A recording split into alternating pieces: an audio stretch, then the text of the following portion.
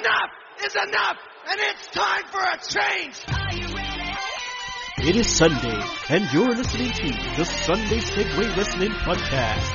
Give me a hell yeah! Woo, yeah! With Kinny Killa. Hey yo! We're in the big D-Day, baby, and we are live! Woo! I'm the Gowdem Sugar Shoe. The best there is, the best there was, and the best ever will be! Cause that's the bottom line! The Stone Cold said so!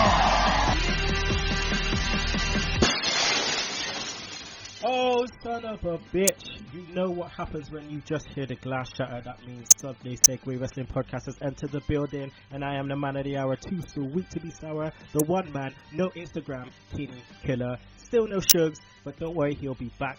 But as usual, I do have guests on the show. I'm a bit hyped up right now because this show is a very, very special one. Majority of the show, we will be talking about the G1 Climax 25 by New Japan Pro Wrestling. Dedicating most of the show to it, just because I can. So that's what we're gonna do. We're not even gonna touch on Raw. We're gonna talk through SummerSlam. We're gonna talk through NXT. Oh, well, we're not gonna talk through NXT Takeover. We're gonna leave that for next week. We're gonna preview SummerSlam. But the guests on my show today are all New Japan Pro Wrestling enthusiasts.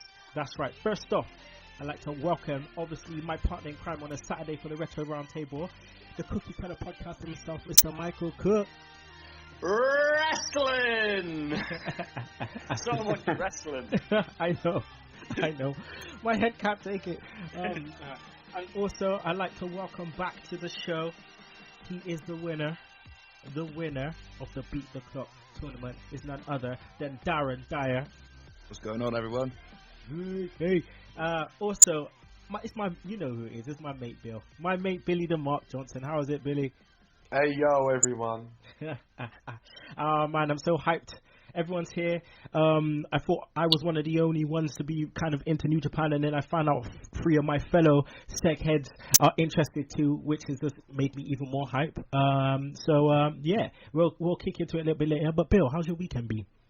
Well, I worked last night, so yeah, I'm a bit all over the place at the minute. I'm here. I'm ready for this. Let's do this. Let's do this. Darren, how you been, mate? I ain't seen you in a hot minute.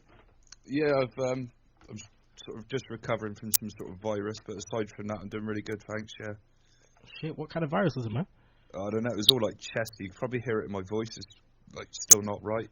You sound like Honma. Honma.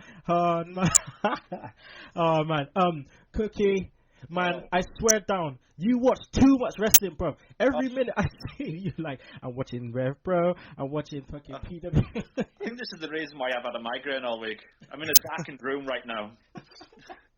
Oh man, I swear down, too much wrestling, jeez. But you can never get enough wrestling. Oh no, not really. How you been, though, man? I've been great. Been a while since on the main show, but loads and loads of wrestling, and he's literally eat, sleep, shit wrestling right now. Oh god. All right. Just an update on Shugs. He is well. Okay, let's move on, people. All right, here we go. Right, so Sunday Segue Wrestling Podcast. Check out our website, Sunday Segue Podcast. .wix.com/Sunday Segue. Twitter, that's at Sunday Segue. Segue spelled SEGUE. Also, like us on Facebook. Subscribe to our YouTube channel. We're on iTunes, Podomatic, Stitcher, and don't forget to download that Double Twist player. Shout outs, Billy. You got any shout outs? No shout outs. No. Cookie. I'm gonna be miserable. All wrestling fans, I'm hyped up today. Daz. Just shout out to one of our local promotions, Kinny Pro Wrestling Chaos. Absolutely amazing promotion, and they've just gone under new management as well, so expecting bigger things from them as well moving forward. Yeah, definitely got to give a hand to Pro Wrestling Chaos. If it wasn't for Darren, I wouldn't even know that they're right under my bloody nose. So, yeah, thanks for that, Daz. Right, I want to give a shout out to obviously our business partners in crime. It's Max Wrestling. maxwrestling.wix.com/Max Wrestling. Later on today, actually earlier today, you would have heard on VOC Nation, that's it, 2 p.m. Eastern, Max Wrestling released the matches for the promo championship. So I am looking to win, so someone's gonna get their ass burnt. You know who you is, and your ass is gonna get burnt because the one man, no Instagram says so. That's right, because you ain't nothing but, they're saying it, a slap nut. Done. Anyway, also want to give a shout out to the Pigeon Patrol Offshoot Radio, podcast about nothing. Our brothers from VOC Nation, Kings of the Ring podcast, John Cooper, Stephen MBA. Cooper, I'm hollering at you. I want to get you on the show soon. Also, BAW podcast, Badass Wrestling podcast. I was on there on Thursday. I want to give a shout out to Nick Summerall and Steve Ryder. I'm going to get them back on the show soon. It was a brilliant show, so check that out. Let's go into Summerslam predictions, guys. Let's look at this card. So, Raw was Raw. I didn't feel like it was good enough for a go-home show for the biggest SummerSlam ever. But, nevertheless, we'll go into it. Right, so, primetime players are the champs versus Lucha Dragons, Los Matadores, and the New Day. Now, Billy, New Day, obviously they came in as babyfaces. That flopped. They went as heels. That semi-flopped, but it's turned them into massive babyfaces again. These guys are just running the ship right now, and I feel like it's probably time to put the straps back on New Day. They're certainly over to the point that they certainly need the straps. They need the straps again, don't they? Cookie, I feel like Lucha Dragons and Los Matadores has definitely suffered from this kind of four-way, because every time these guys seem to be on Raw, the commentary either talk over them or something else is happening, and we don't get to see them as a main focus. They're two talented teams. Yeah, it just seems as though this is primetime players versus New Day, because every time they're out, like, Titus O'Neil will be on his commentary talking over it. And obviously the New Day are so good right now. I mean, the way Kofi Kingston comes flying out doing that clapping thing, brilliant. Oh, I love it. Now Xavier Woods Xavier Woods, obviously we're massive NXT fans, FCW fans. We've seen him in TNA's Consequences Creed, and now he's on the main roster. Shugs hates his guts, but I think he's starting to come around. As is everyone else, because this guy is a mouthpiece. He's doing such an amazing job. Yeah, he's sort of come into his own, hasn't he? Since they turned them heel, he's just become that annoying, mouthy piece of shit that you don't fucking like, and you just want to smack his face in because he won't shut up. I just love it. We're the winners, we're the best. Talk about us, talk about it. I love that. But also, their chance, they're over. We all know that they're over, and they know they're over, but I love the way that they're not playing up to it. So, they're saying New Day rocks, and Big E's just like, it's not New Day sucks. It's not, like, and he knows for a fact they're saying New Day rocks. Like, but guys, let's run through this prediction. So, Daz, who do you reckon is taking that down? Primetime players to retain. Okay, Cookie? I think New Day might steal it, I think. Okay. Bill? Yeah, New Day. New Day. I was gonna go New Day, but I think what I'm gonna do is I'm gonna go primetime players retain, just because I think they're gonna stretch this until Night of Champions, which is the next one, and then have primetime players lose the straps to New Day in a one-on-one contest, which would be kind of cool. Cookie, am I right by saying that this is a fatal four-way, not an elimination? I think it's fatal four-way. Yeah, I think it's just that one. Okay. All right, let's go to the next match. Ryback, the big guy, versus Big Show and the bull bag. Miss. Yeah, I'm saying his name just like fucking the thing says Harvey. Dr. Harvey Whipple. I'm saying it exactly the same way. Triple threat match for the IC title. 10 weeks in the.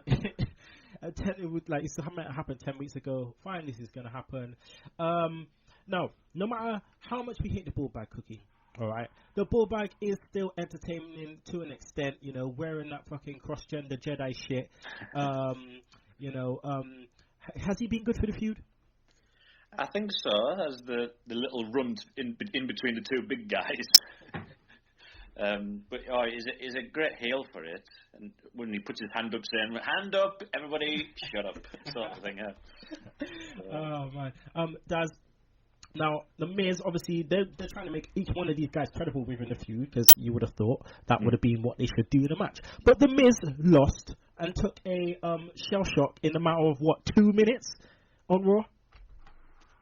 I'll have to take your word for it because I haven't seen Raw. But what does what does that do for the credibility of the match? Because we've seen this happen time and time. They have a triple threat match, and one of the guys loses in 2 minutes. Because I just think, what's the point? Yeah, it just sort of builds up your expectancy as a fan. Like, well, Ryback's just going to crush him, and yeah, and you just think, well, what the fuck's the point? Bill, Big Show. Also, I know you haven't seen Raw, but. No. Big Show, over the last couple of weeks, has been very wishy-washy. He's been either a heel or a babyface, and no one doesn't know what to, kind of how to take him. Obviously, because Ryback's been out of the equation. But at SummerSlam, he's clearly going to be a heel. Do you think that because we've already seen Ryback shell shock the Big Show, that we could potentially see an upset? I would probably say, because they're beating the Miz like in 2 minutes all the time, he's probably going to win tonight, because that's what they normally do, isn't it? Okay, so does that mean a long reign for Miz then? Like a really annoying bullbag long reign? Yeah, the bull bag's going to hold it forever, and just all going to be sitting on our hands like that. Oh, not again. Oh, God. All right, so predictions, Bill. Who's taking it down? The bull bag wins. Bullbag wins. Okay, Cookie. Yeah, ball bag. Daz. I'm gonna go with Ryback. So I'm a Ryback guy. Okay, Ryback. I'm going for the scrotum, the bullbag Miz. All right, let's move on. Bray Wyatt and Luke Harper versus Roman Reigns and Dean Ambrose. Now, again, there's been a lot of talks about what's going to happen here, and it's been interesting. I mean, on Raw, we've been seeing the same old matches. Luke Harper against Roman Reigns. Luke Harper against Dean Ambrose. Does this seem like an actual decent match for SummerSlam for you? Bray Wyatt, Luke Harper versus Roman Reigns and Dean Ambrose. Is it enough? No. It's like SummerSlam's supposed to be their second biggest pay-per-view, but it feels more like it should be like Extreme Rules or Night of Champions or something like that. It doesn't feel like a big-time match. When we had the Shield versus the Wyatts a couple of years ago, that's when it felt like a big-time match, but now this is just recycling it, and I'm personally not that much into it. I don't know about anybody else. Okay, well, Billy, alright, so if most people aren't interested, if we say it like that, would it have been more interesting, Billy, for you anyway, if we had something like Ambrose already turned heel before this, we get Roman Reigns versus Ambrose at SummerSlam, and then we get Bray Wyatt versus Sting at SummerSlam? It would have probably made more sense, and it would probably be a lot more interesting, Kenny. So, yeah. At least wait for Luke Harper. At least wait for Eric Rowan to be healthy, and then bring them back. But this has kind of happened just out of the blue, seeing as because obviously Eric Rowan's injured, so they go for the tag match. Cookie, who do you think's taking this one down? Well, going by with what the storyline I'm going to have for it, I think the Wyatts are going to win, because I've got a feeling either Roman Reigns or what's his name? Ambrose, yeah. Are going to turn, and hopefully it'll be Roman Reigns that turns on Ambrose. That would have a bigger effect, wouldn't it? That would have a more bigger effect. Nobody wants to boo Ambrose, surely, but yeah. So maybe this is just a plot device for a further storyline with them two. Okay, that's interesting. Daz, who's taking that down? Yeah, I'm going with the same as Cookie. The Wyatts to win, with hopefully Roman turning heel. Bill? Well, I'm just going to be different, and I'm going to say Roman Reigns and Ambrose. Okay. I'm just wondering, is there going to be a new member of either team coming tonight? Maybe like Bo Dallas joins the Wyatts or something. Oh, that would be sick. They did have rumours, didn't they, that Leo Kruger was going to be a member of the Wyatt family. That would kind of fit. I even heard Baron Corbin, but yeah. Okay, I'm going with Wyatt's winning again. Someone's turning heel, and I expected to be Ambrose, but then again, we expected Ambrose to turn heel the first time, and we didn't get that. So you never know. Okay, Stephen Amell and Neville versus Stardust and the Cosmic King, King Barrett. All right, Bill. Now you obviously didn't see Raw. Now on Raw, we had Stardust and King Barrett. They did a really, really good promo. I thought it was really, really good. Now they're selling the match really well. Stephen Amell, the match has been a week or two build up. Now surely that's not good enough. Well, wasn't there some sort of issues where he got injured or something, or did that happen last week? Or Well, Amell. Yeah, Amell. Yeah, he got injured training, but he bust his mouth basically. He tried to do something. I don't know what he tried to do. Maybe something as easy as a hip toss, and he bust his chin. But but nah, he bust his lips, and he just said he's fine. He's fine. But I mean, are you interested to see the Green Arrow and the Red Arrow together? No, not really. I'll be honest with you. I couldn't really give a rat's ass. Now, come on. When it comes to SummerSlam, you expect some major celebrity to be involved in some kind of a match, and he's a bit of a Z-lister, isn't he? He is a bit of a Z-lister. I watched the first season of Arrow, but just didn't carry on watching it. I didn't really enjoy it, but best of luck to him. I hope he does well. I hope they have a great match, 5 stars, all that sort of. I wouldn't wish them to have a bad match. Meltzer comes out on the law. It's like, you've got 5 stars. Well, Cookie, you obviously seen Raw. And what did you think of the promo? Yeah, I thought it was pretty good. Built the match well, I thought. But is this another... I hope this isn't going to be a permanent change to Wade Barrett again. To the Cosmic King with the Masters of the Universe robe he had on. Oh, the fucking... He was wearing a warlord... He was wearing he stole the Warlord's bloody... thing. I was expecting the Warlord staff as well with a big W for Wade on it. Oh man. All right, we're gonna go to you, Daz. Who's taking this down? Amell and Neville just seems too obvious. Cookie. Yeah, Amell and Neville. Bill. Yeah, the Arrows. The Arrow Brothers. Team Arrow. Oh, good. All right. Kevin Owens versus Cesaro. Daz, I've been waiting for this match for a very long time. It's Kevin Steen, Claudio Castagnoli, Owens, Cesaro. Now, I think this is going to steal the show. Do you agree?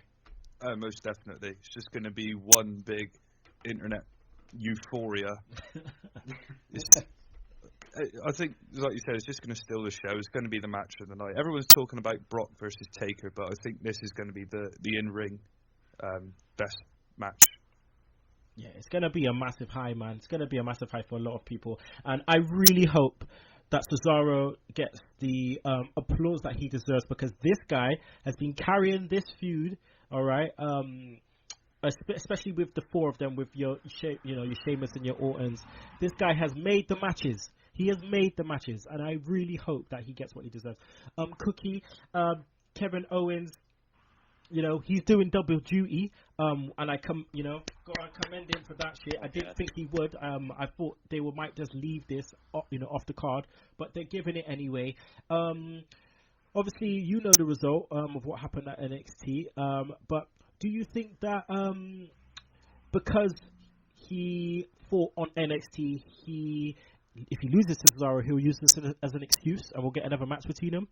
Oh yeah, it's a perfect excuse for him. Saying, well, I was in a ladder match. You didn't have to reveal anything. Just you say, I was in a ladder match, so of course you're going to beat us. I'm expecting, Bill, a knockdown, drag-out kind of affair. Cesaro, fucking giving him suplexes on top of the bloody table and shit. I want to see some absolute madness. Yeah. Now, what do you think? How do you think this match will go? How do you think this match could potentially be booked? I'm sure they will just do lots of stuff like they used to do in Ring of Honor back in the day. I'm sure it'll be just a throwback, and I'm sure everyone will enjoy it. Do you think as well that their goal for this match, especially this match if it goes more than one match, is that to make both of them look strong no matter what the result is? Well, yeah, they've got to, really, haven't they? Because, you know, I'm sure Kevin Owens lost last night. So, yeah, whatever the result is going to be, it's going to be a bit of a difficult one to keep both of them strong, I would assume. All right, so, Bill, who do you reckon is taking it down? Cesaro. Cookie? Yeah, Cesaro, that built-in excuse, basically. All right, Daz? Yeah, I'll go with Cesaro. It's just a shame, though, that like the United States title isn't on the line in this match. Like, they haven't got that within this feud. So I think it's wasted between Cena and Rollins. I agree. I'm going for Cesaro, man. This is going to be a massive night for Cesaro. Cesaro's section is going to be huge. They're in New York. It's just going to be crazy. So Cesaro. All right, Team Bella, Team Bad, and Team P. I just hate saying it. PCB. It sounds like a fucking knockoff Mexican drug. Like, I was going to say it sounds like an STD. Man, I woke up last night and I got that PCB now. Real bad. It's burning. It's burning. Oh man. Yeah. So these guys, obviously, Diva Revolution, Bill. I've loved every single minute of it, barring the fact that Becky Lynch and who else is there? Becky Lynch hasn't really got a sniff. Apart from Raw just gone. Obviously Tamina, she just don't need to get shit. And Naomi. But for me, Sasha Banks has been the boss. What is your take on these girls being called up, and who's done the best so far? Well, from my point of view, I would say Sasha Banks is doing very, very well for herself. Obviously, Becky Lynch has sort of been lost in the shuffle. Charlotte's unfortunately had that match where she had a bit of a botch with Naomi. A bit too much botching going on SmackDown. They've handled it well, but they're still having the same old Divas matches like they have on Raw. It's not the same, is it, as it was on NXT, so... See, I'm going to have to agree to disagree a little bit there. I don't know if Cookie agrees, but I think that it has been slightly similar, but they've added a bit, and everyone has seemed to step up their game. Cookie, you saw Nikki versus Sasha Banks, and Nikki, she managed to roll with Sasha Banks, man, and I was so surprised the way she came across. Oh, well, it just shows that the NXT stars can bring out the best in the current roster. And it was a pretty good match. Just a shame, maybe the placing of the match didn't help because they started just chanting for Brock Lesnar. Yeah, I mean, I'm massively surprised, man. She looked really good, really good. Looked really strong. Showed off those power moves. Like she didn't even botch either. She did really, really good, and it was a decent Raw match, especially for the Divas. Just where's the NXT title? She hasn't had. I mean, she was in the backstage area once with it. And then is it because it just looked better than the Divas title? I don't know. Maybe, but I know Daz. I know that Billy's watched that match at least. You know, in Takeover Bayley against Sasha Banks. Now, Daz, this match, all right, was just off the. These women. They should have main evented the pay-per-view, as far as I'm concerned. They should have main evented Takeover because the match was amazing. And Sasha Banks, I don't care what anyone says, this girl should be shooting to the top of that. Fuck Charlotte. She should shoot to the top of that women's division, man. Yeah, she like about a year or so ago when Charlotte and Summer Rae, they were BFFs, BFFs or something. That's when she sort of came into her own, because when she was a babyface before that, nobody really paid much attention to her. And then when she turned heel, it was just bam, just a light went off, and she was off to the races. And I agree, it should have main evented Takeover. It was one of the best matches I've seen all year, from a male wrestling match or a female wrestling match. It was just brilliant. Oh man, no wonder Cookie was emotional. I've never known anything affect me like that before. I was an emotional wreck, especially after when all four of them got together and the Four Horsewomen. Oh man, Sasha, man, just as her character, like Charlotte is bland. That's the only thing. Like all she's got to her really is that she's athletic and she's Flair's daughter. She has got no character about her. Sasha Banks, she has got that. She's got that hood element. She's got that bitchy thing. She knows about herself. She knows where to, she's just wicked, man. And I really hope that she gets, shoot to the stars on Raw. Let's go to Dolph Ziggler versus Rusev Machka. Now, Dolph Ziggler, he's been away, Cookie. Being away, for me, was the best thing because it built up some stuff between Lana and Summer Rae. But him coming back as well, the crowd loved it. The crowd loved it on Raw. Now, do you think, again, this is going more than just a SummerSlam match? Possibly, yeah. Maybe it'll end in a no contest or something. Like some sort of shenanigans will go on. I've got a feeling they're going to have a mixed tag at some point. Some kind of douchebaggery. Yeah. Billy Pollock called it. I think he called it, and I think that what he said is right. I think what we're going to get is maybe Summer Rae do some kind of distraction. Rusev then gets some super speech in on Ziggler's face, and then Accolade for the win. And then we'll get a mixed tag at Night of Champions where I think Lana will get Summer Rae in the Accolade and she'll tap out. Yeah, I think it's possible that's where they're going to go with all of this. I personally haven't really been following this feud at all because I think Lana was fine as the heel. Mm-hmm. I really do. I don't think she needed to become a babyface, but if that's what they want to do, then that's down to them, isn't it? Dolph Ziggler, he could get over in Horror H, couldn't he, Bill? Oh, easily. Yeah, he's a great worker. He could get over anywhere. He could go to Japan and get over. He could go to Mexico and get over. Daz, could you imagine him in the best of Super Juniors? Could you? I would love to see it. I would absolutely love to see it. Like rubbing shoulders with guys like Kushida, Riley, Fish, the Young Bucks. Yeah. My mind's blown already. Oh man, I could just imagine, man. That'd just be completely crazy. All right. Who's taking this one down, Daz? Rusev. Rusev, okay. Cookie? I'll say Rusev. Really? I'm going to be different again and just say Ziggler. I'm going to say Rusev. Okay, Randy Orton versus Sheamus, match number 3,905. This match I could give two shits about. So I'm not going to talk about it. We're just going to predict it. I'm going for an Sheamus win.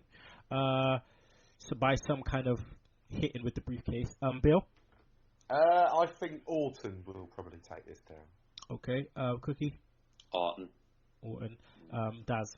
I know the fans won't win, but I'm going to go with Sheamus. Okay. All right. Now the two main event matches, okay? I don't know which one goes on last. It should be Brock and Taker, the way they've been hyping it. So we'll talk about John Cena versus Seth Rollins. US title versus World Heavyweight title. Now Raw. Again, Bill didn't see it, but Cookie. I think on Raw we had one of the best promos Seth Rollins has ever produced. And John Cena, again, has had one of the best rebuttals I have ever seen. He did so good. I had to clap because I said to myself, Cena, I beg you don't come out here and start licking Universe ass. And he came out here and he stuck to the point and he stuck it to Rollins and Triple H all in one go. Oh, yeah. I mean, I've really enjoyed seeing his stuff lately. I mean, it's just a shame they couldn't have mentioned the Ric Flair situation a couple of weeks ago. There you go. You got a huge build-up there of what Triple H might do tonight. Daz, I don't know if you watch Raw, but I just love the way that Seth Rollins, he just stood there by himself. He just took the mic and he just went with it. John Cena, you are a disease. And the WWE Universe knows that I am the cure.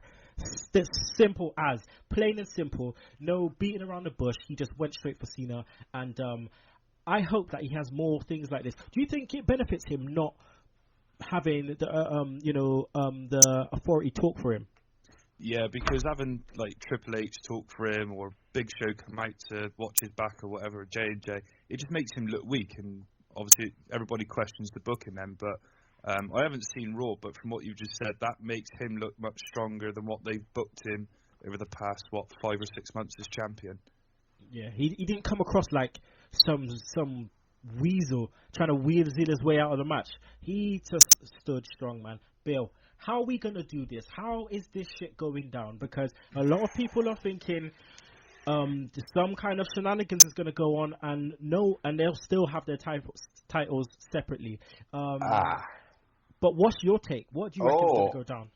See, I've got a good idea here. I think they've added this extra hour for a reason. I think they're going to do a 1 hour time limit draw. Ooh, shit. Okay, and what? Then we get some Iron Man match? I think Sheamus then will come out and cash in at some point. I don't know. Maybe they could do 56 minutes and Cena wins and then they cash in. I don't know, but I think the 1 hour time limit draw is a possibility. Oh man, this is going to be very, very interesting because we have to think, how will this happen where it's a big enough impact? If someone does come and interrupt this shit, for it to be a no contest, it's got to be something big. Now, people's been talking about fucking Kane owes Seth one. Kane comes back with the mask and just deals with Rollins, alright? Now, people have been talking about that. I don't know if that's big enough.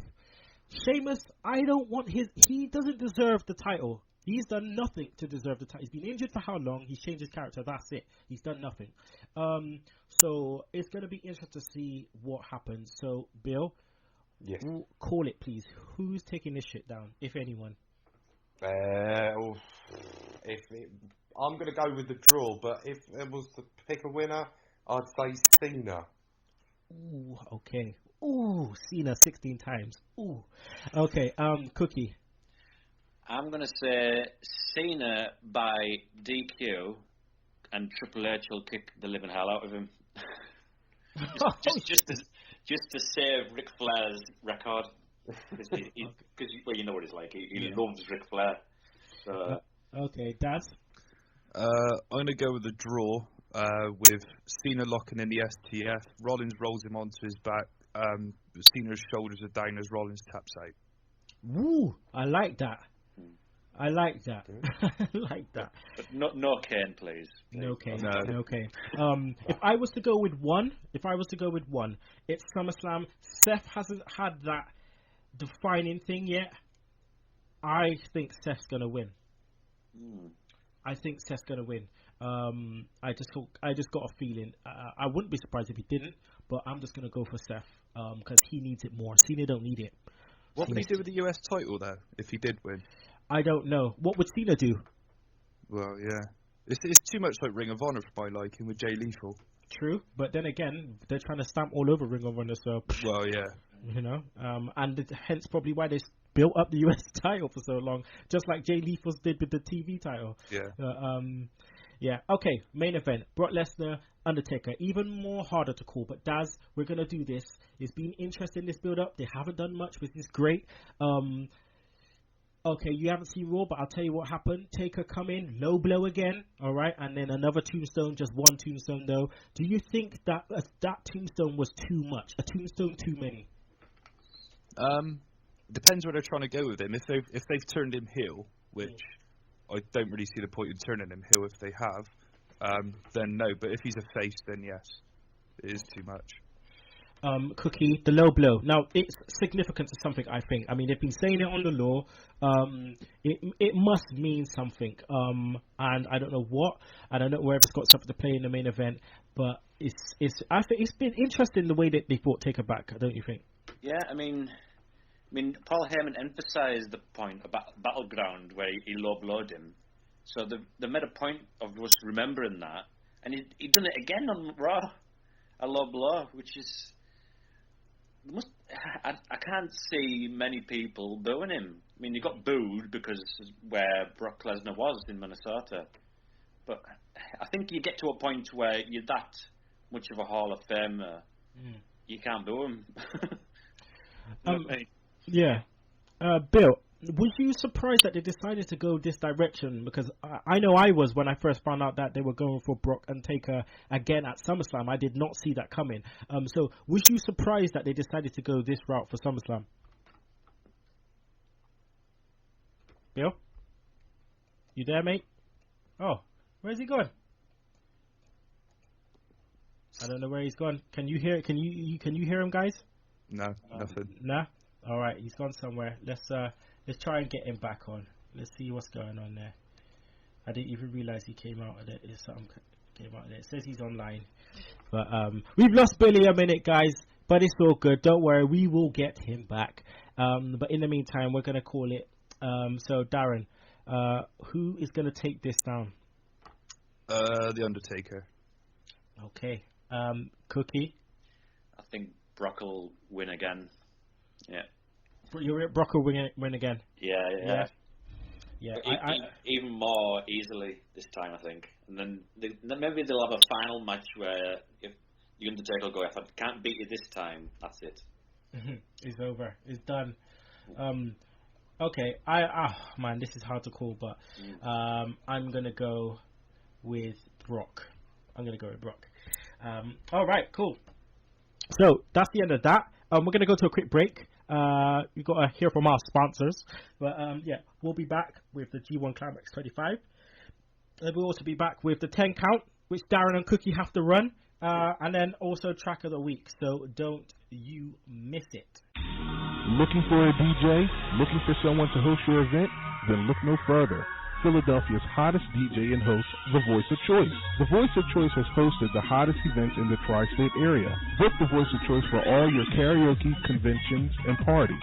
Go to www.vocnation.com for more information or email The Voice of Choice at voc@vocnation.com. Hi, this is Anthony. And this is Garty. We are the forces of radio. The faces for radio. Come relax with us every Thursday. We love hosting Feces for Radio. That's Faces for Radio. Can you please remember to get the name of the show right? Sorry. We tackle sports, entertainment, and have a kick-ass soundboard. Erases for Radio has it all. Faces for Radio. Find us on the vocnation.com, listen to us live, or download it later. Follow us on Twitter at Faces for Radio 1. That's Faces for Radio. Funky for Radio. Shut up. And we're back, people. The Sunday Segue Wrestling Podcast. That's right, it's your boy Kinny Killa. I'm here with Darren, Michael Cook, and Billy the Mark Johnson. Don't know where Billy's gone at the moment, but we will get him back. Don't you worry about that. So now, we are going to spend the remainder of the show talking about the G1 Climax by New Japan Pro Wrestling. G1 25. What a tournament. Absolutely amazing. So let's just talk about the concept. So the concept of the G1 Climax. It's a round-robin tournament to decide who will be the number one contender at Wrestle Kingdom, their big Tokyo show at the Tokyo Dome, January the 4th, which is their WrestleMania.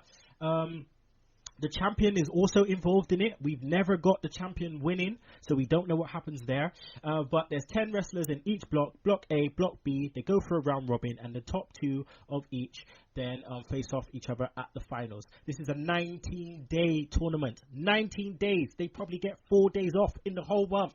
Yeah. Shit.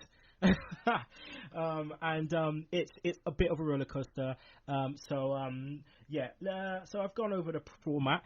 Before we talk about each individual guy, I just wanted to find out from each of you guys who your prediction was before the tournament started. So, Cookie, who did you predict to win before you started watching this?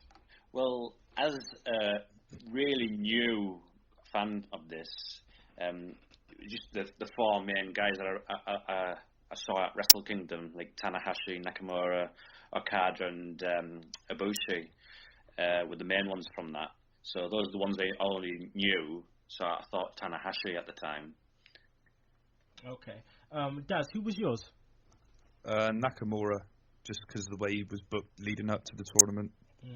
Yeah, I had to agree as well. I thought it would be Nakamura, and I know Billy did too. Just like you said, Daz, just the way that they, built them up. But Segheads, if you've never watched New Japan and you don't know what we're talking about, here's the highlight of the main guys in New Japan at the moment. So you've got the champion, Okada, used to be in TNA as Okada. You've also got Tanahashi. You've also got Shinsuke Nakamura. You've got AJ Styles there as well. Just under that, you've got Naito, Shibata, So you'll hear these names as we go along. So just try to, feel free to try and look them up if you can while you're listening. But we'll try and explain as much as we can as we go along. So let's just look at each individual. Actually, before we do that, Cookie, I just wanted to speak with you because you are new to New Japan. I recommended it to you, and boy, you just went full throttle with it. Yeah. What was your take on now becoming a fully fledged New Japan guy? What's your take on New Japan now that you're into it? Well, it feels more, because WWE is the entertainment part. This is more. It's like a sport, and the matches, you're not sure who is going to win each match. It's like it takes you one way, and then you get thrown another way, and then you're just exhausted after it. It's brilliant. But watching Wrestle Kingdom helped with the English commentary, because it gave you Nakamura's character of being like a Michael Jackson fan and all this, like I said. And then going to the G1 Climax, if you're not, because it's, when you hear the names, you're like, who, what? So, but if you work the 19 days, watch it, you learn these names every day, and so it's really good. And how did you feel about, obviously it's in Japanese, they're all talking Japanese. How did you feel about having to watch this with not understanding any of the commentary or what anyone's saying? It didn't affect it one bit. You could just hear them go, Lariato! I'm sure they weren't talking about the network or any advertisements. They were talking about, it sounded as though they were talking about the match. They weren't like, get the network! I tell you what though, the little things it's just the little things I love about New Japan. Like the thing, like when they come into the ring, and then you got the guy speaking in English, and then the ring announcer does it in Japanese, and the way he says their names, and he says their names backwards, I love it. I absolutely love it. Especially when he comes and says Nakamura Shinsuke. I love that bit. I absolutely love that bit. Love it so much. And again, I mean, Kota Ibushi is my favorite guy. So when Kota comes out, he waits for them to say, Ibushi Kota, just enters the ring and just points to the sky. I love that shit. Now, let's get into them individually. Let's just talk through who's in the A block, who's in the B block. So, bear with me. So, in the A block, we had Tanahashi, AJ Styles, Tatsuya Naito, Bad Luck Fale, Toru Yano, Katsuyori Shibata, Kota Ibushi, Togi Makabe, Tenzan, and Doc Gallows. Now, that block, again, some high-profile names in that block, so it just meant that we're going to get some amazing matches.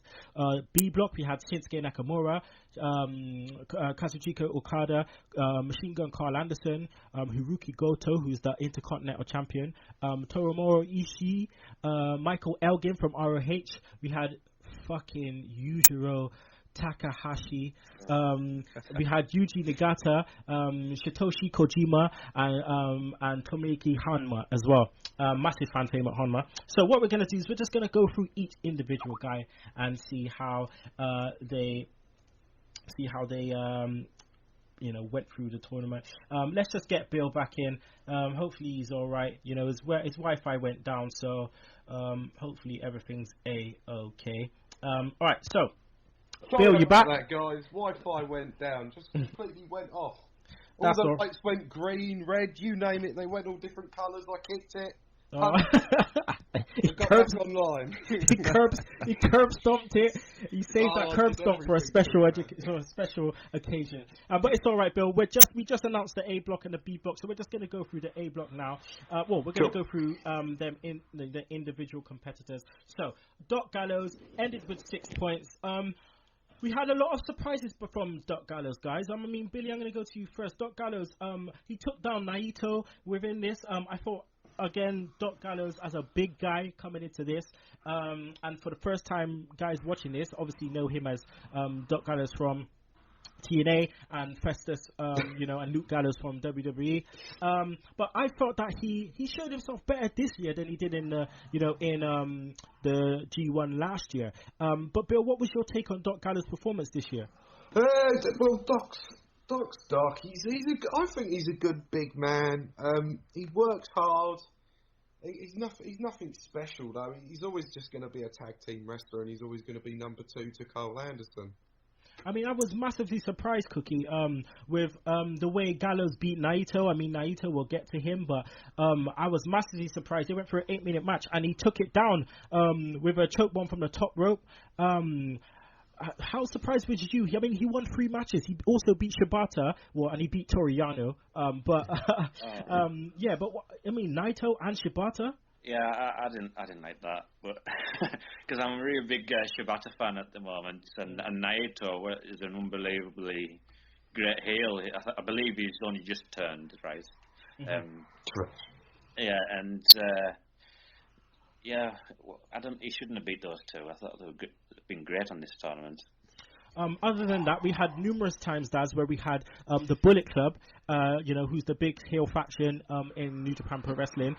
They were going to face off against each other. So we had Doc Gallows against Bad Luck Fale. They did the 2-sweet at the beginning. I personally didn't like when Bullet Club fought against each other. There were some funny parts, but I mean, you're always going to get those kind of hard to watch matches when you have Gallows versus Fale when you've got 2 big guys. Any Fale match is hard to watch, it's like Big Show, but 100 times worse. Oh god, oh man! But he ended the tournament with 6 points. I think he got 2 more points than I thought he would do. So well done to Doc Gallows there. We're gonna go on to Hiroyoshi Tenzan, massive veteran. I think he's won. Bill, how many times he won the G1? What, 3 times? I believe he won it in 2004, and don't hold me to any of the other dates. Not off the top of my head, can't remember. He's either won it 3 or 4 times, something like that. But this guy's a massive fan favorite as well. He is fucked. The thing is, this guy's gone into it, Bill, with dodgy knees. Now, we hear on the law how many times this guy fails to do a spin kick and spinning heel kick without, 1 feet leaving the floor. But Tenzan, again, he also got 6 points. He got 3 wins. Yep. He went through this as the NWA champion. Whatever that kind of says for him. But again, Tenzan beat Naito and Shibata. His finisher with the Anaconda Vice. He seems to step it up for the G1. Yeah, it didn't seem to make no sense, with Shibata and Naito and their losses towards the end, but I'm guessing it was just to try and figure out the point situation later on, so it didn't mess it up too much later on. But Tenzan, I felt he did an alright job. If he was in there against someone that was better and able to carry him, then he had a good match, but if he wasn't someone that was able to carry him, it was probably going to be pretty crap. Cookie, now again, as a first-time watcher, Tenzan versus Toru Yano. We know this is stiff. We know New Japan is stiff, okay? But was you ready for that headbutt off the top rope? That was sick. It just instantly hit his head. Just blood started squirting everywhere. But bloody hell. So, but that Tenzan at the end. NWA really put the belt on that guy, because maybe a few years back, but he was injured all the way through it. And hitting his head against Yano's skull didn't help. Yeah. I mean, this guy just rolls with injuries, man, just like some of the others. Daz, what do you reckon of Tenzan's performance throughout the whole G1?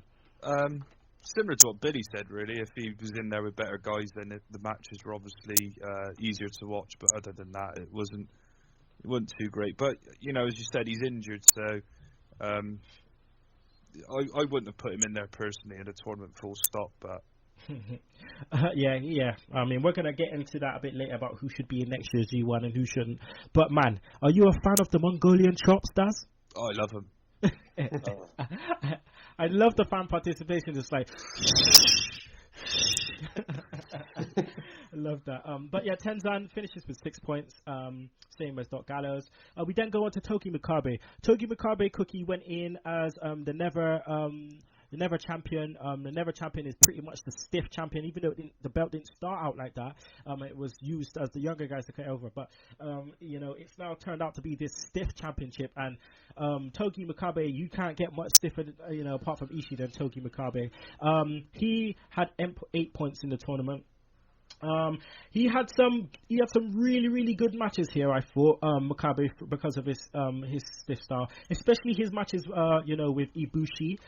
I thought were really good. His matches with his matches with Naito as well. Now Naito, again, massive heel within this, and I just think Makabe stepped his game up even more when he realized that he was going to be taking on a massive heel Naito, because that match went 15 minutes, Cookie. Oh yeah, I mean, they obviously look at the run of matches that they're going to have, and to see where they're going to up the game, and Naito was definitely one of them. I like the Shibata one as well, I like Makabe's just stiff ring style. It's really good. Bill, man, that King Kong knee, man. That is. Yeah, he's a very stiff wrestler, is Makabe, and former G1 winner himself, an IWGP champion. It certainly earns my respect, and I think he's had a very good performance throughout and very good matches. So. Yeah, man, his 2 matches does with Styles and Tanahashi. I mean, they both went 10 long, and both those matches were really, really good, especially with Styles. Styles, I don't think Styles gave him did he give him the Styles Clash? Did he finish with the Styles Clash? I can't remember. There's so much bloody matches, but but those 2 matches itself were really, really good. I love the way Makabe comes out. It's just like, fuck you, fuck you. But yeah, Makabe, he's definitely a go-to guy for the G1 and to get good matches out of people, isn't he? Yeah, definitely. That strong style that he wrestles, the hard style, it really works. You can mix it with any sort of style, like with AJ and Tanahashi, for example, are not necessarily stiff guys, but the 2 styles mesh well together. So. Now, for me, next is Kota Ibushi. Again, 8 points. Now, I was going crazy, Bill, when he first started, when this tournament first started, and I knew that the first match we was gonna bloody get right was Ibushi against Tanahashi. I was like, wait a minute, the first night. What's going on?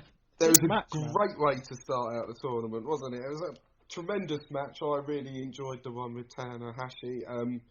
I thought he had a number of good matches. He just, towards the end, he wasn't really in there with anyone special, so he didn't really finish strongly, did he? Man. Pissed me off. Absolutely pissed me off. Like, there's certain people he should have not lost to. Toru Yano, right?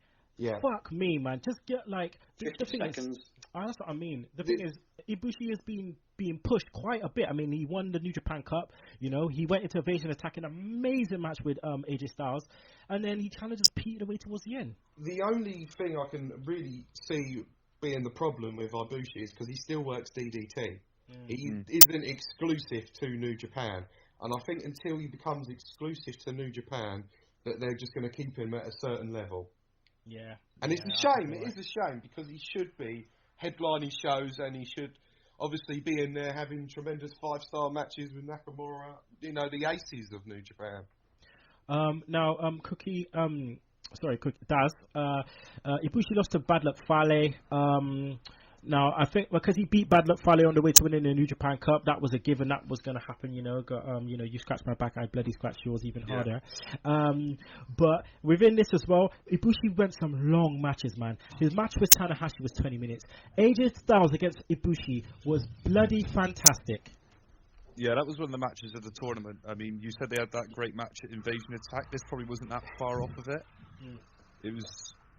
I think Ibushi, he's one of those guys like AJ. He can work with most styles. and worked with most guys as well. He just seems to find a way to make things work in the ring because of how good he is, and he can bring the best out of his opponents. Apart from Toru Yano. I just love his moveset, you know, the Gold Star Bomb, you know, the Phoenix Splash, even the diving bloody Summers moonsault off the fucking second turnbuckle on the outside is crazy. His strikes, but I mean that finish with Styles, he had to have beat Styles because obviously he lost to Styles at Evasion Attack, so I knew that was going to happen. But man, that match, I mean, when Styles got him into the Styles Clash and Ibushi just kicking out with the leg, it was just amazing. But Cookie, I'm saving the best for you because I know you fucking love this match. This is your first G1, right? Your first proper New Japan pay-per-view, and you get to see Ibushi against Shibata. Fucking hell. 13 minutes and 25 seconds of kicking shit out of each other. Oh my goodness me. Little run at the end there where Shibata just slaps Ibushi to the mat. I thought he's killed him. He's killed him here. Bloody hell. The strikes, man. The strikes. That finished that match was great. But it's a nice segue, Bill, because we're going to talk about Shibata next. It's a nice segue. Shibata. Obviously, you know, the whole history with Shibata, he was in New Japan, he left to go MMA, then he come back, he wasn't welcomed, then he had a crazy match with Tanahashi. And then got welcomed back. He's now mainstay. Shibata, you know, some people like him, some people don't. I like his unorthodox style, and I just love the way he uses the fucking sleeper hold to ground them and then kick the shit out of you. He's a legit badass, is Shibata. I think it's a bit of a shame they don't trust him because of the way he left in 2004, just to go into K1 and MMA and all of that, and unfortunately, again, it's going to be like with Ibushi. I don't think they're going to ever trust him enough to become one of the aces along with Okada, Nakamura and Tanahashi, which is a shame because he's a very talented wrestler. He should be there, though, shouldn't he? He should definitely be there. I believe he's got some heat with Tanahashi as well, because I believe Tanahashi's been talking shit about him on his podcast. So, I don't really know much about the backstage politics, as we're not really privy to all of that, are we? But from what I've heard, this Tanahashi is not a fan of Shibata, and Tanahashi is the John Cena of New Japan, isn't he, really? Let's be honest. Yep. If you got heat with the top guy, you ain't going to get much further than upper mid-card, unfortunately, or mid-card. Shibata Cookie against Styles was great. Shibata, obviously Ibushi was great, but Shibata Naito, now fuck me, Naito likes to fucking push it, doesn't he? He come out fucking through the tag team matches and all that shit, trying to push Shibata's buttons, and Shibata is just fucking him up. Like, he just does not give a shit. I mean, it just he just does not give a shit. Shibata looks as though he wants to kill Naito every time. And Naito just has that little smirk on his face every time he gets hit. Like, come on, you can do better than that. And he went, I'll kick you harder. that last match, where it was basically saying this is going to be the feud coming out of this. Yeah. He was just smiling and winding up Shibata. And I thought, oh, what a heel. Oh, man. Now, Daz, again, Shibata, we'll just talk about that. On the new G1 finals, we had a massive tag team match. Shibata on one side, Naito on the other, and all hell broke loose towards the end. Fucking Makabe went after Ibushi, and then all of a sudden outside, while this is going on outside, you just see Shibata just kicking two shits out of Naito. Like, he's just choking him out on the guardrail. He's giving him face washes left, right, and center. And then I don't know what, he's just coming back, just face wash. Then he kind of gives him like a diving two-footed thing on the guardrail. Like, Naito's looking fucked. He's like, my face. This is mental. That's definitely the food coming out of it, isn't it? Yeah, I mean, when all that was going on, Twitter just blew up. That's one of the 2 or 3 shows I watched live, and when that was going on between Naito and Shibata, Twitter just blew up saying, just book this feud now, because you can just tell that you know they've got good chemistry, and there might be something there that to sort of make things go off. If you see what I'm saying. Yeah. And oh man, when it does happen, it's just going to be fucking brilliant. All right, we're going to speed this up a bit now. I'm going to give each of you individual guy, we're going to talk about. So, next, Cookie. I have to talk to you about Toriano, right? Right, I have to, because Toriano is the Santino Marella, if not better, right? Of New Japan, yeah. And better.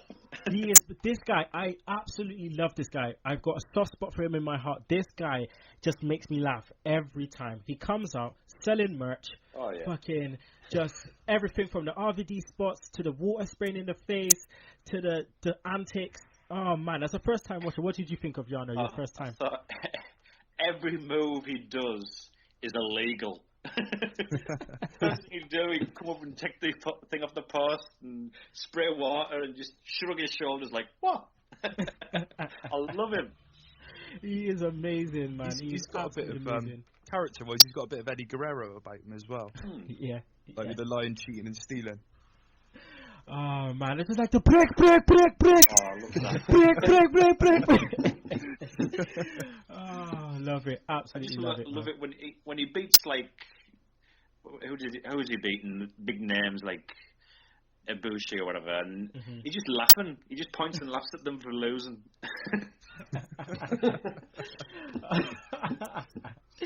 It's great, man. It's absolutely great. I mean, he beat Bad Luck Fale. Real quick, I just love that, and he just ran. He beat who else? He beat Ibushi in like 50 seconds, but that was quick. That was like a quick back and forth thing. I mean, straight away goes for the corner pad, and then Ibushi goes for the corner pad. I just loved it. He also beat Shibata quickly, and then he beat Tenzan as well. And it's just like he surprised me getting again 6 points more than I thought he was gonna get. All right. But he's definitely one to watch out for. I absolutely love him, man. Great guy. Bad Luck Fale does. I mean, obviously, it's less said about him, the better. Because again, I think he got about 6 points too many, just like last year. Yeah, I've never liked Bad Luck Fale. I don't think anyone ever has, have they? I put a tweet out a little while ago saying things I like about Bad Luck Fale, or a list of things I like about Bad Luck Fale. Then the next part I wrote was list complete, because there's nothing I like about it. I mean, the match she had with AJ was entertaining, like when they went out into the crowd and they were sort of teasing that Fale was going to lay down for Styles and things like that. That was all I got out of Fale from this tournament, to be honest. He's just shit. He's just shit. Oh man, yeah. The less said about him, the better. But I just don't like him. So bye, Bad Luck. Bye. You fucking stole the Simone spiky bastard. All right, now Billy Naito. This guy is going to CMLL, right? He's joined the. Can you say their name? Because I can't. Los Ingobernables. Oh, say I've botched it already. I can't pronounce it. Los Ignolobres or something like that. I don't know. Something like that. Yeah. My Spanish is not strong. But he's gone there. He's joined them. He's changed his persona. He was getting shitted on in New Japan as a babyface, and I am so happy he's changed his. And as the tournament's gone, he's developed his character so well. I mean, just tell the Segheads what this guy has done all the way through this tournament, man. He's been one of the most entertaining acts throughout the entire tournament, in my opinion. Just the way he would come to the ring and he would take forever to take his jacket off, his mask off. And then he just couldn't be bothered. He'd just be like, I can't be arsed with any of this. I'm just going to lay down and just going to let people, try and beat me up, but I'm not really that bothered if I win or lose. I think he's just changed my opinion of him, because I never really liked him anyway. I thought he had a shit haircut and he had shit ring hair. And I just thought everything about him was shit. Just like WH Parker. Well, it's true though. It was very true. He had shit hair and he had shit ring hair. And like I said, I think he's just changed my opinion of him completely. I think this heel run is going to do him so good, and I think he's going to become one of New Japan's top stars within the next 3 years. Fingers crossed that he can carry on the momentum that he's gained out of this G-run. I love his 10-minute ring entrance. It's like he'll jump on the ring apron and see the crowd and just jump back down again and then just walk around. He took a beating from Makabe for that shit, man. He took a beating. But there's 3 more things quickly I want to say, Bill, about Naito. One, that roll and pose. Open the eye, point to the sky. Pure arrogance, and you've got to love it, haven't you? That's what we all love wrestling heels for, is just their arrogance. Number 2, his feud with Red Shoes. Why? Why? I don't understand it either. I think Red Shoes has been booked rather poorly throughout this tournament. But, what can you say? Maybe it'll lead to a match, who knows? I don't know. Didn't Red Shoes kick Naito near the end of the tournament? I think it was like he could have booted him. Okay, so he got some sort of revenge then. I can't remember that off the top of my head. So much has happened. Yeah, who was Naito facing? Who was he facing? Was it? I can't remember where he was. It Honma? It could have been that, or no, it weren't Honma. No, not Honma. It couldn't have been Honma. It was Ibushi maybe. It was someone. It was towards the end of the tournament matches. Yeah. So I can't remember who he fought towards the end, but the refs were messed about all tournament. It was a bit silly at times. It was just blatant. It was maybe when it was Nagata, when he fought Nagata. No, we couldn't have been against Nagata. I can't remember. Anywho, but lastly, that finisher, Bill, that new finisher. I'm loving it. I'm just love everything about Naito at the minute, and like I said, I hope he carries on the momentum that he's gained out of this and continues. New Japan know how to get a bloody move over. Oh. They know how to get a move over. The guy did it to Tanahashi, beat him, and that is it. Blew up. That move is massive. It is massive, and they won't protect it, and they'll continue to obviously book it as a finisher, just like the Styles Clash. All right, now let's talk about AJ Styles. AJ fucking Styles, Cookie. This guy, obviously known from TNA fame. This guy has left TNA. He's gone to ROH in New Japan, and he has become the best, if not the best wrestler in the world this year. This guy is absolutely amazing, and he has had an amazing G1. Oh, definitely. You've got to thank TNA for being that incompetent to keep him. But he's had a great year, and I think it matches against Tanahashi, and it's just brilliant. But as you say, that Styles Clash, because he's genuinely injured folk, it's very protected now as a dangerous move. And just when he goes for it, and the crowd go like that, so yeah, AJ is just he's getting cheered. He's coming out. He's getting cheered. The fans are going crazy whenever a picture of him is shown on the screen, or he even comes out. The way he comes into the ring and fucking does his phenomenal one and his hand thing, it does scream babyface, doesn't it? Oh, definitely. Sometimes he doesn't. I think it depends who he's facing. He'll if it's against Fale, he'll just. I think he played more heel with Fale because he was like, "What you doing? What you doing? Sit down." That was great. I love that. Oh man! All right, so let's go into Tanahashi now. Okay, before Tanahashi, it all went down to the final match. On the last tournament match, it went to the final match between Tanahashi and AJ Styles to see who would represent the A block as the winner. And I felt that the match was really, really well done. Tanahashi has had, again, he's took some losses, but he's had a really, really good tournament. Obviously, they have to take some matches. They can't win everything. But it tailed from the first match with Ibushi Daz to the final match with AJ Styles. That match was absolutely amazing. And that match went, I believe, I think it was nearly 30 minutes. Yeah, I think it was the longest group match, wasn't it? Throughout Block A and Block B. But for me, that was the match of the tournament. I was absolutely pissed that Tanahashi won, because I really want to see Styles versus Nakamura. Mm-hmm. But no, he had an incredible G1, to be fair. I think being the number one guy in the company helps with that. But he was definitely given more time in the ring to showcase what he could do. And he was just brilliant throughout. Yeah, don't be surprised if they're holding out Styles against Nakamura for Wrestle Kingdom. But yeah, I mean, AJ Styles, Tanahashi, they both traded finishers. I mean, when I saw Tanahashi do the Styles clash, I was like, no, wait a minute, this isn't happening, is it? And then I seen AJ Styles do a really good.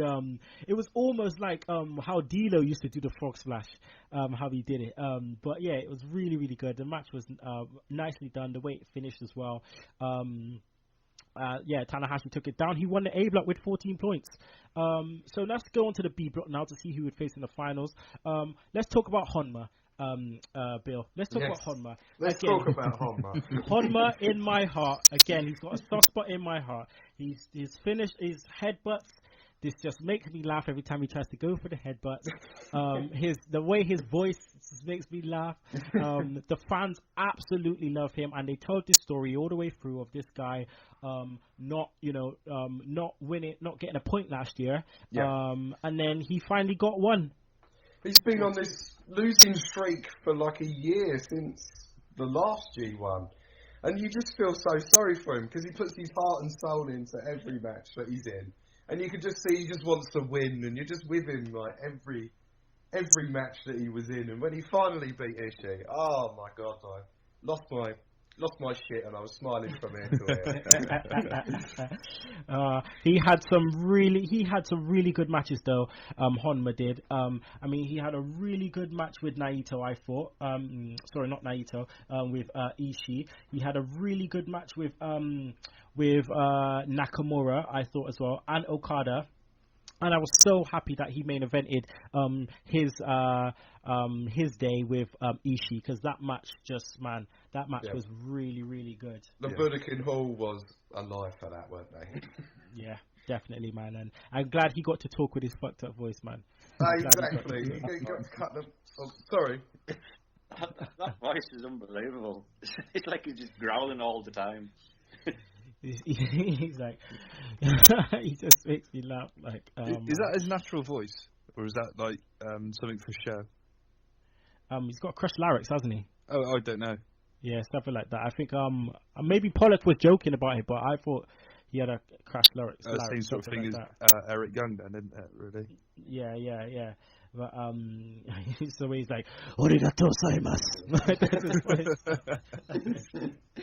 Oh man! I thought he should have beat Takahashi though as well, but maybe they just wanted him to have those 2 points. Oh my lord! Don't worry, we'll get to fucking Yujiro Takahashi. But again, Kojima. Let's go on to Kojima. Honma finished with 2 points. Kojima finished with 6. Kojima, again, I think it was a bit lukewarm in the tournament. Again, I like the whole fanfare, the whole Kojima thing, the fucking corner slaps, then throws them to the corner, gives them a lariat, throws them down, and I don't know what they shout, but I fucking love it. He gets a loud reaction when he does that move. Yeah. Oh man, I really don't know what he's saying, but I love it. But yeah, Kojima, again, I think he got, how many wins did Kojima get? Kojima got 3 wins. He beat Anderson in a good match, I thought. To start off, I think that was the final day, the day 18, I think that match may have been. He also beat Elgin. He beat Elgin, and he beat Honma as well. It was a decent thing for him, but again, I think he should put his name in one of those ones that shouldn't return next year. But yeah, he did okay, I suppose. Yuji Nagata, very old school, very old school. WCW days, Yuji Nagata, again, they played this whole storyline in the tournament with him hurting his ribs. And I thought he performed really well. He stepped up so much, especially against Nakamura. Oh yeah, definitely. It just sort of comes with experience, I think, where you can make matches as good as what Nagata was making them, and it's just, as I say, it's just experience and knowing what you're doing in the ring. Whereas if you've got somebody who's not as experienced, you're not going to get the level of match that Nagata put on. And that match with Okada as well, man. I thought that they played the teacher-student kind of thing very, very well. Yeah. And again, they teased like Nagata was going to win. Yeah, well, I mean, like, again, another good match. And Okada could have a good match with a broom, same as Nagata, really. Man, now, Cookie, awesome. sorry, not Cookie, Bill. Let's talk about fucking Yujiro Takahashi, right? barring the women he comes up with. I love the match that he had with Nakamura. Nakamura comes out and is like, Where's the woman? Like, where's the woman? Then he goes and does his signature thing on the ropes, and Takahashi just comes over and just kicks him while he's doing his ring rope thing. But Takahashi, man, this guy, I really dislike this guy. He shouldn't. I don't like watching him wrestle. He's not good, is he? I think the best analogy for poor old Takahashi is. Well, no, not poor old us for having to put up with watching him, really. he's a bit like the Japanese version of Val Venus, isn't he? And except for Val Venus could actually work and Yujiro can't. So, yeah, I just don't think the gimmick fits New Japan at all. But then you could probably say the same thing about Yano, but that fits in so well. So I don't know. You know, it's a tough one to really call. Like, why are you wearing leather shorts, like bin bag shorts? Like, stop doing that shit. Like, why, you know, like, again, his facial expressions are rubbish. His like, the name of his finishers, the Tokyo Pimps, and the Miami Shine. And that Miami Shine, that can hurt people, man. The way he whips lash them back, like, jeez, man, hold on. Just cool yourself. Now, Cookie, let's go on to Michael Elgin, right? Because this guy, from the beginning, no one knew who he was, and he just all the way through the tournament, this guy became a fan favorite. I'm not related to him. He's not my son, but I'm so proud of him. I'm just so proud of this guy because I watched him on Ring of Honor, and I don't think he's appreciated as enough. He's really good, and I thought when he went to Japan, he seems more animated when he's building up to the crowd and all that, and he seems as though, you know, they like his big moves, his buckle bomb and all that sort of thing. So I'm so proud of Elgin, and they were a bit silent to begin with, but by the end of it, against Goto and Anderson and all that, they were chanting his name, and I thought, oh, he should be getting more points than this. This is brilliant. So I'm so proud of him. Yeah, definitely, man. I mean, the power moves, he definitely belongs in New Japan. He definitely belongs there, and I think he'll be booked there from now on, to be honest, if they can obviously afford to get more guys in there.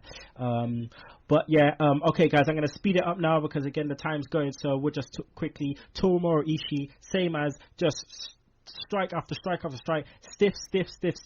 Him, I think he had a really good match with Goto. He had a really good match with most people. He finished with 10 points. I wasn't surprised to see him against Makabe later on down the line again. Haruki Goto went in as the IC champ. Again, I'm not sure as him as the IC champ, but they got to give it to someone else at some point. He had some really, really good matches as well.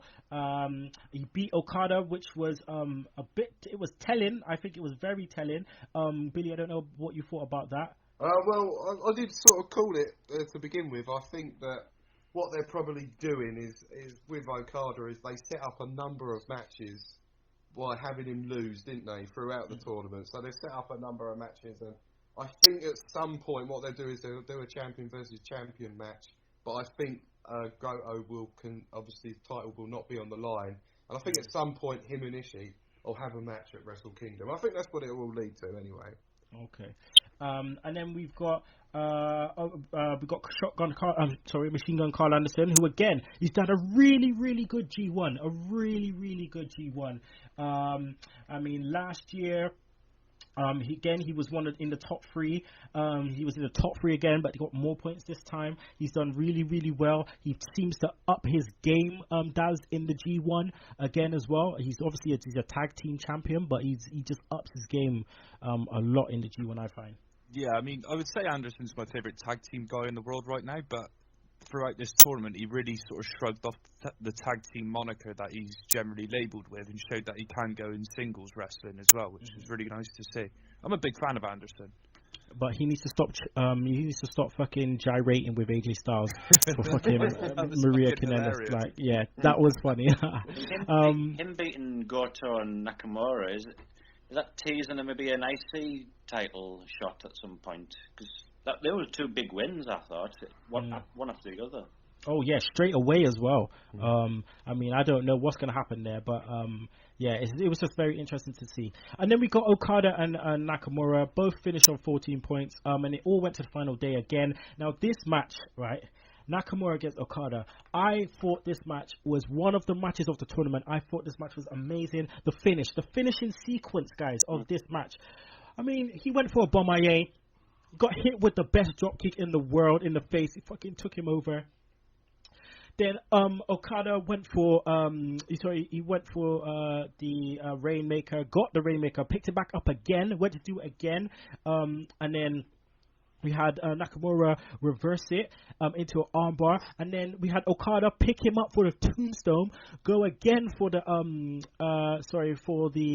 Rainmaker, and then Nakamura, he just does this amazing reversal into this armbar, and then he taps out, man. It was amazing.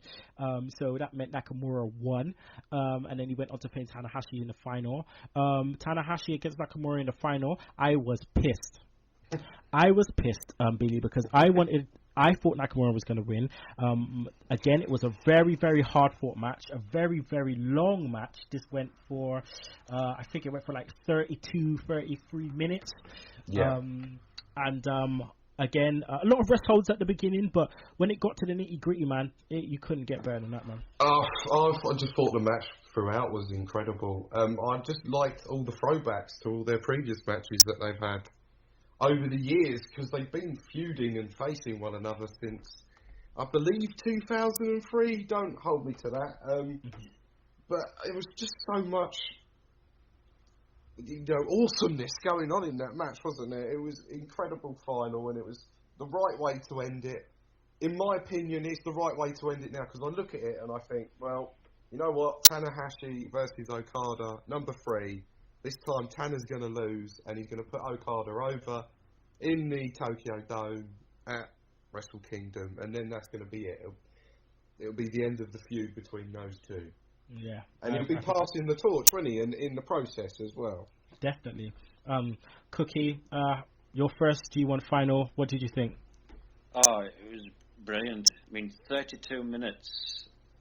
It flew by, I thought. It was just that good that there was no boring parts of it. But as you said, I wanted Nakamura to win because I'm a really big fan of his now. I just love his gimmick. It's just so good. But Tanahashi, that air guitar, I love that, especially when Finley's son's brushing up the smashed guitar. Oh my god. I'm not gonna lie, I'm not a fan of the guitar anymore because he wins so much. I see it all the time, at the end of pay-per-views and shit. Yeah. So I'm just I don't want to see it anymore. Well, I suppose when you're watching it when it's recorded and you see how much time's left, and you're like, well, they're not going an hour. That's what I mean. Yeah, I was the same.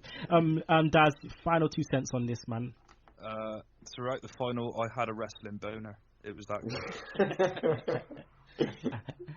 I don't know if I'll be doing the whole of the G1 again because I was very, very exhausted and found it very hard when I didn't really have the time to watch it.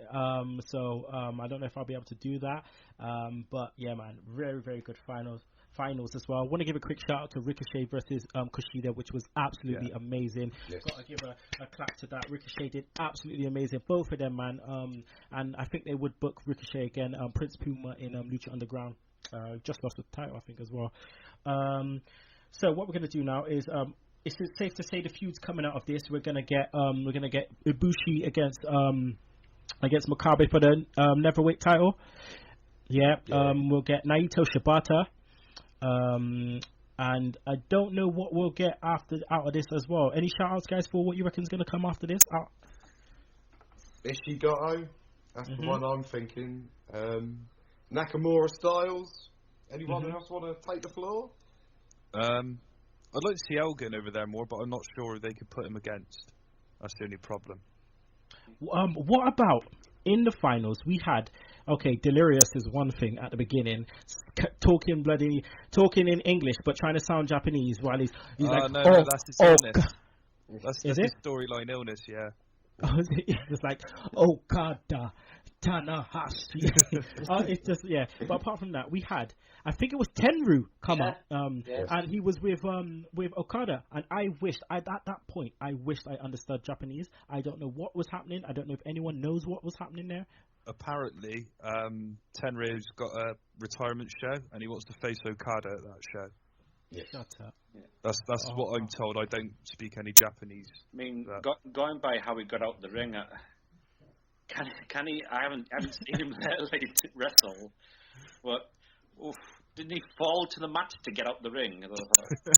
Come on, guys! Tenryu's a legend. He's been in Japan. He's done so much in Japan. It's unbelievable with the War promotion. For all the way through holding the Triple Crown and the IWGP titles as well, so yeah, performing at WrestleMania 7 and Katili. all right. Let's just do this quick now. Please, let's just go through the G1 rating. So shout out a rating, please. First, Billy.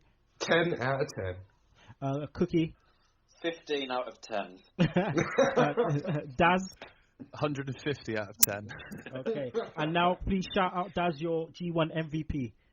Unbreakable Michael Elgin. Okay, Cookie. I'll go Shibata.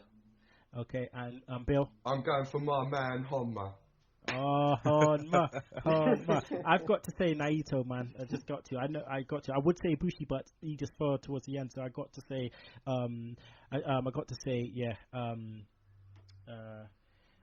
But I think I got to also say AJ Styles did really good. Yeah. But it's got to go to 90 for me. All right, so what we're going to do right now is we're going to go and play the 10 count just to finish up the game. We have Darren, who hasn't played yet, and we have Cookie, who hasn't played yet. Billy's got 6, so he's on the scoreboard.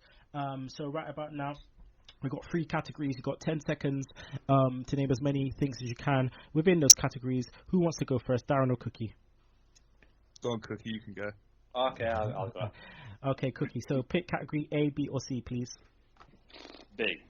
B. Okay, the letter C. You have 10 seconds to name as many wrestlers in WWE beginning with the letter C.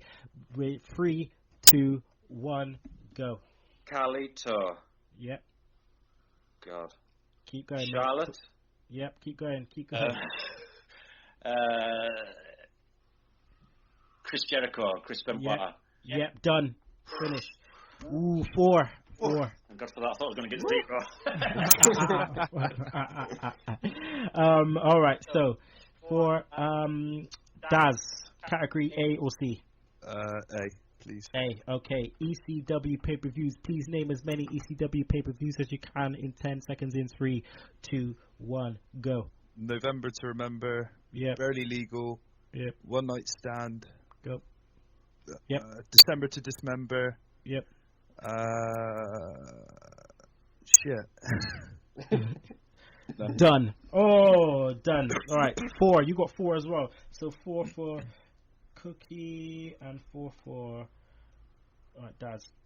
All right, cool. All right, people. And that's the end of the show. It's been an amazing show. I've been so happy to talk about New Japan finally. Guys, anytime there's a New Japan pay-per-view, rest assured, you guys will be coming on and we will be talking about it the week after because I need to go to my New Japan friends. I just want to thank Billy, the Mark Johnson, as well for coming on. Let the people know where they can find you on Twitter. Always a pleasure, Kenny, and it's always a pleasure to talk wrestling with Mr. Mulligan and Mr. Cook. And you can find me on the Twitter. I think it's Billy 222 me or something like that. Yeah, it is. But it's in Japanese. You got some Japanese shit going on. Oh, yeah. I don't want anyone to find me. That's why. Also, I've got to say thanks to Darren Dyer, my fellow Bristolian. I'll let the people know where they can find you on Twitter. You can find me at Axel Mulligan. And obviously my partner in crime on a Saturday, Retro Round Table Cookie. Cookie Cutter Podcast himself, Michael Cook. Let them know where they can find you on the Twitter. You can find me on the Twitter on @TheMCook. There you go, people. Next week's show we will be reviewing Summerslam, which is tonight. And again, track of the week this week is by Tyler Breeze. It's called Gorgeous. And if you don't like that, you can choke on that slap nuts. Woo! Look, everyone, it's Tyler!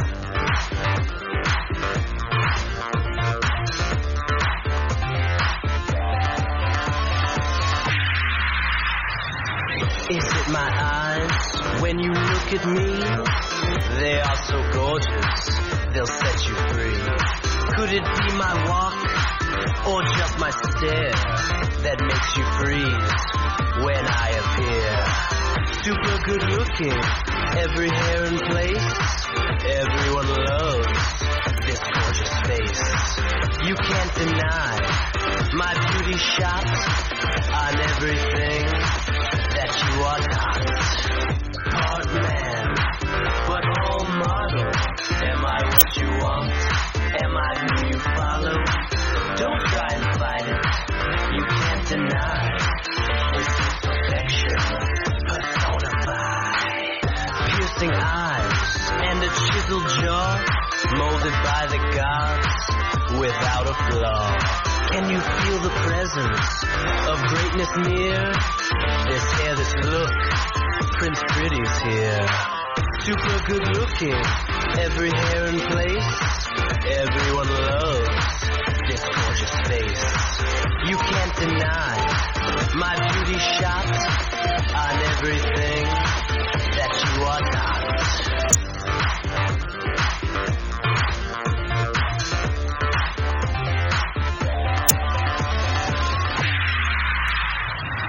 Is it my eyes when you look at me? They are so gorgeous, they'll set you free. Could it be my walk or just my stare that makes you freeze when I appear? Super good looking, every hair in place. Everyone loves this gorgeous face. You can't deny my beauty shot on everything that you are not. Part man, but all model. Am I what you want? Am I who you follow?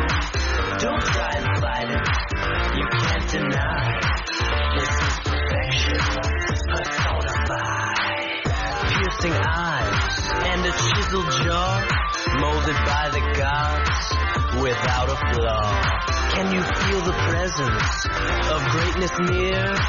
This hair, this look, Prince Pretty's here. Super good looking, every hair in place.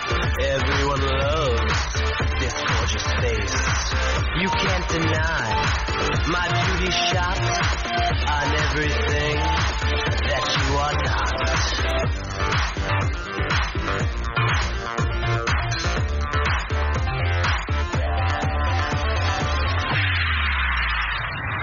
Is it my eyes when you look at me? They are so gorgeous, they'll set you free. Could it be my walk or just my stare that makes you freeze when I appear? Super good looking, every hair in place. Everyone loves this gorgeous face. You can't deny my beauty shot on everything that you are not.